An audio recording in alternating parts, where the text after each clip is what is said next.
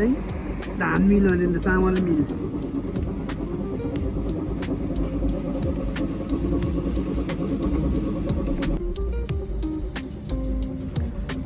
यो चाहिँ भुस सेक्सन, टक्क त्यहाँबाट भुस निकाल्नु हुन्छ। हजुर गाह्रो छ, जाडो छ, जापानमा मरि माइनसमा छ टेम्परेचर। राति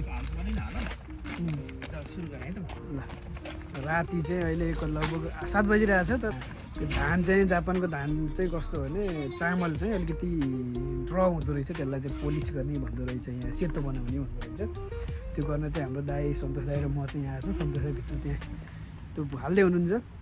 यो मेसिन चाहिँ प्रायः जसो यस्तै ठुला ठुला सुपर मार्केटहरूको वरिपरि राखिने रहेछ, किनभने यहाँ धेरै मान्छेहरूको आवाज जावत पनि हुने कारणले गर्दा पनि होला। कोइन कोमी भन्ने मेसिन यो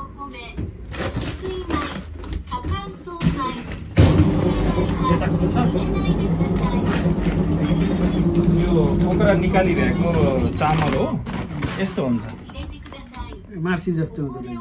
यस्तो खालको हुन्छ। यतिकै नै खान त मिल्छ, तर अलिकति नपाक्ने समस्या हुन्छ।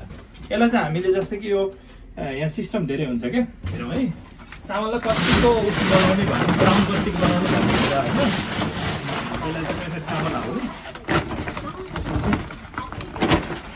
त्यसपछि चाहिँ अब हामीले यो अलिकति ब्राउन 5 वाला अनि 8 वाला अनि यो सेतो, म चाहिँ सेतो बनाउने गर्छु।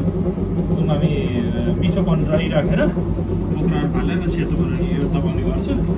30 केजीलाई 300 रुपियाँ लाग्छ। अब चाहिँ एराउन्ड 10 मिनट जति लाग्छ एउटा एक बोरा बनाउनुको लागि होइन।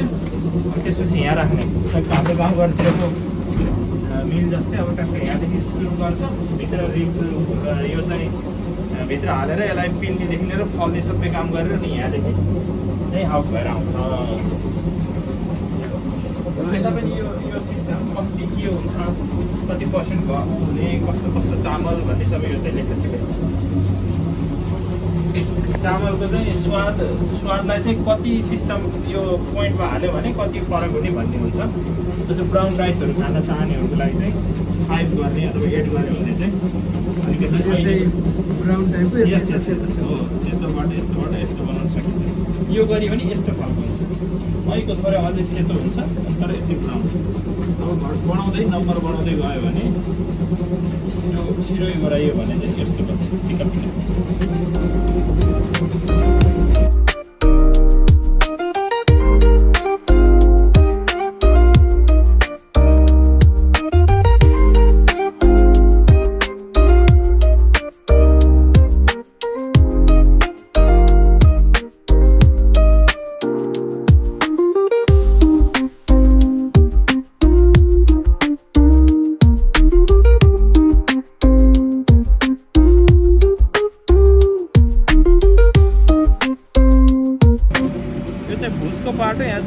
चाहेकोले लिएर जानुहोस् भन्छ। अहिले एउटा बुढो आएको थियो, के को लागि प्रयोग गर्छस् भनेको सुके मनो पिकल्सहरू बनाउन, अचार बनाउनको लागि, दाइकन मुलाको अचार बनाउनको लागि युज गर्छ भन्दै थियो।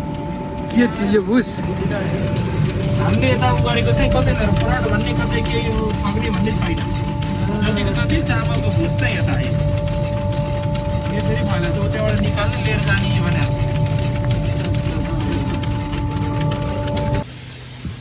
यो चाहिँ र चामल। अघि मैले त्यति राम्रो देखाउनु पाएको थिइनँ, मेरो कपडा बराबर जस्तै छ पहेँलै खैरो। अलि माथि देखाउनु घर पोखिने भन्नु पनि एकदम महँगो यो सुन हो। यो ठ्याक्कै सुनै छ। भुसको पनि हेरियो, अब चाहिँ भुस चाहिँ 2-3 किलो घटेर 27.5 किलो जति यसमा हुन्छ। 27 किलो हुन्छ। अहिले टिकटक पनि भाइरल बनाएको छन्, चामल चाहिँ हलालमा 30 किलो भनेर मगाएको 27 किलो रहेछ भन्छ। अब त्यसमा त बोरामा 30 लेखिन्छ, भनिदिनेले इमान्दारी तरिकाले 30-27 भनिदिन्नन्। 30 भन्दा त बिग्रिन्छ फेरि, किनभने चाहिँ बरु कस्टमरलाई 27 भनिदियो त ढुक्क। तर यसरी 500 हालेको हुन्छु फेरि त आयो, फेरि पैसा हाल्ने। अब हुन त यो 30 हुन्छ, त्यतिकै खायो भने 30 हो। तर अब यसलाई चाहिँ बनिसकेपछि 27 भन्ने हो। तर व्यापारीहरूले पनि जति हो त्यति भन्ने भने कस्टमरले पनि त्यही अनुसारले आन्सिन भन्ने हुन्छ कि झुटको बोलेर त के व्यापार गर्नु छ होइन हुकुम यो त्यो कुदासाई भनेको छ बताउनु कुन चाहिँ हो यो छु ओ सुकिनो मोनो यो खान्दिन कति बुझ्नु मैले बताउनु ओसित कुदासाई भनेको यो छु त्यसमा चाहिँ ट्याक्क लाएर हामीले यो रन गरिदिने ए आफ्नै इच्छाले जति भने म यो अनि टक्कै चामलको राखिदियो भाँडो अब 4-5 मिनटमा रेडी हुन्छ